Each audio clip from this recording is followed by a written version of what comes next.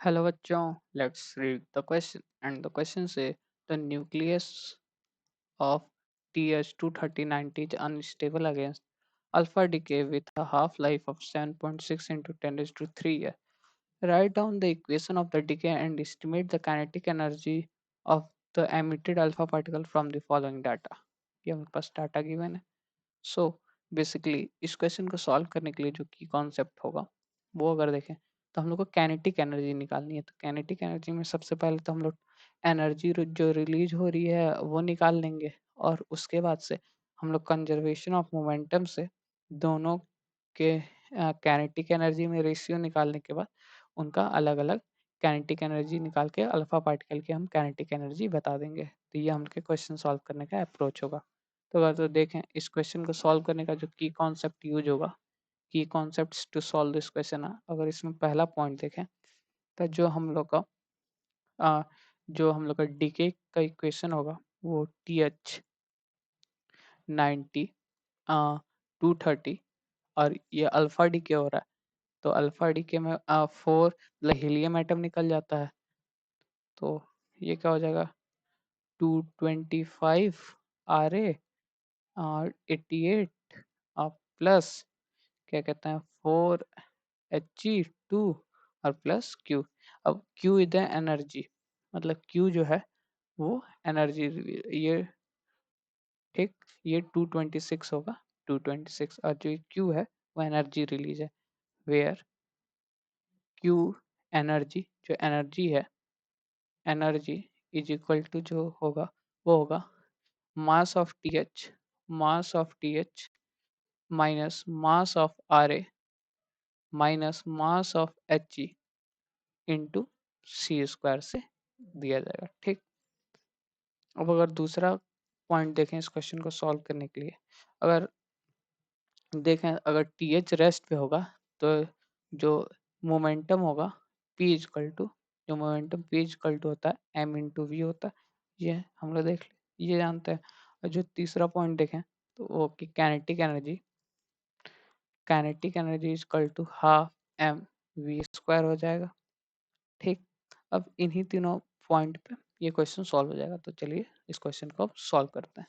तो अगर हम लोग देखें तो इस इक्वेशन से जो हम लोग एनर्जी निकालें जो गिवन डाटा है इसमें वैल्यू पुट करके बाय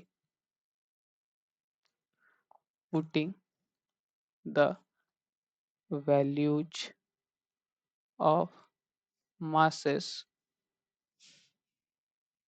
एंड हम लोग जानते हैं जो सी स्क्वायर है c square is equal to 931.5 mega electron volt per AMU. We get Q is equal to, अब इसमें अगर वैल्यू लगते हैं तो Q इज इक्वल टू हम लोग के पास आ जाएगा 909.41 मेगा इलेक्ट्रॉन वोल्ट्स. ये हम लोग इक्वेशन 1. अब इसमें मास ऑफ TH पुट कर देंगे 230.0381 AMU. ठीक. यहाँ से ये सॉल्व हो जाएगा. ठीक. अब अगर देखें हम लोग कि हम लोग पास TH था, अब उसको अगर रेस्ट मान लें, let TH be at rest पे था. तो जो हम लोग का जो डिके के बाद मोमेंटम ऑफ मतलब कि by conservation of momentum zero is equal to momentum of radium R plus momentum of H. तो यहाँ से क्या लिख सकते हैं डेट इम्प्लाइज मोमेंटम ऑफ, अब मोमेंटम एक वेक्टर क्वांटिटी है इसको ऐसे लिख लें. ठीक. तो momentum of R A is equal to momentum of H E. ठीक. अल्फा पार्टिकल, अब इसका मॉड ले लें तो that imply momentum of R A is equal to momentum of H E हो गया. ठीक. ठीक. अब मोमेंटम को हम लोग क्या लिख सकते हैं, मोमेंटम ऑफ आर ए तो ये लिख सकते हैं, ये माइनस के साथ आएगा. अब हम लोगों ने मॉड ले लिया है मॉड ले लेंगे तो यहाँ से आ जाएगा m of Ra into v of Ra is equal to m of He into v of He। ठीक, अब अगर इसको हम लोग स्क्वायर कर दें, स्क्वायर, तो m square Ra into v square Ra is equal to m square He into v square He। ठीक, ये हम लोग अभी तक इसको इक्वेशन हम लोग 2 सपोज कर लेते हैं। ठीक, ये इक्वेशन 2 हो गया।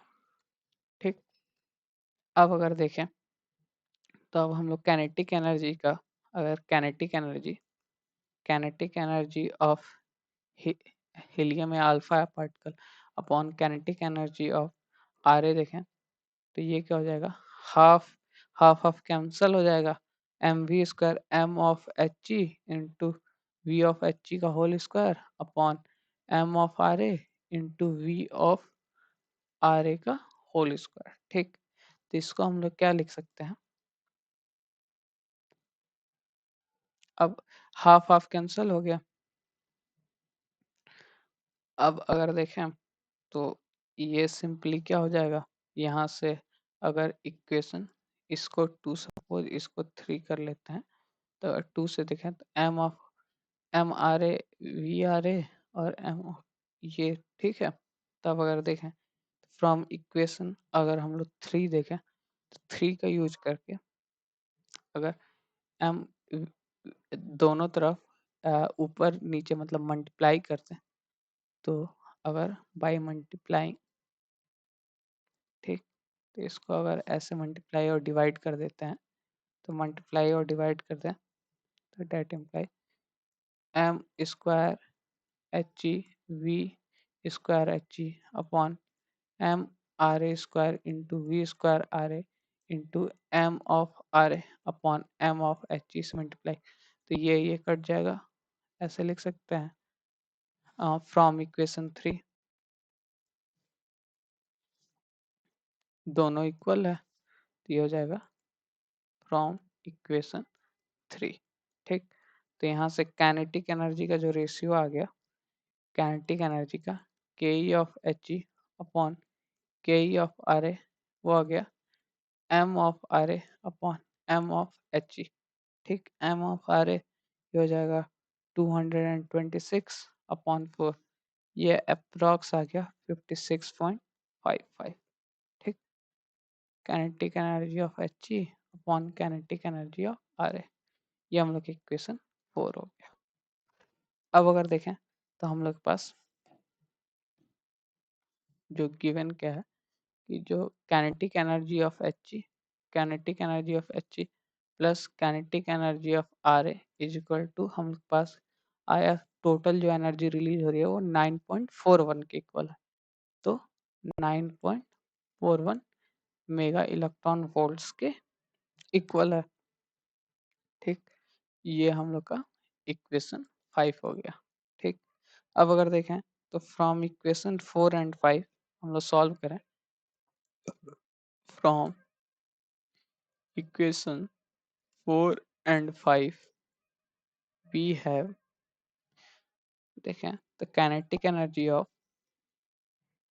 रेडियम आ जाएगा 0.16 mega electron volts and kinetic energy of H is approx 9.25 mega electron volt, और हम लोग को यही तो निकालना था energy of the alpha particle. ठीक, हम लोग को यही तो क्वेश्चन में निकालना था, kinetic energy of the emitted alpha particle. So the final answer is 9.25 mega electron volts. Hope you understand it well. All the best. Thank you.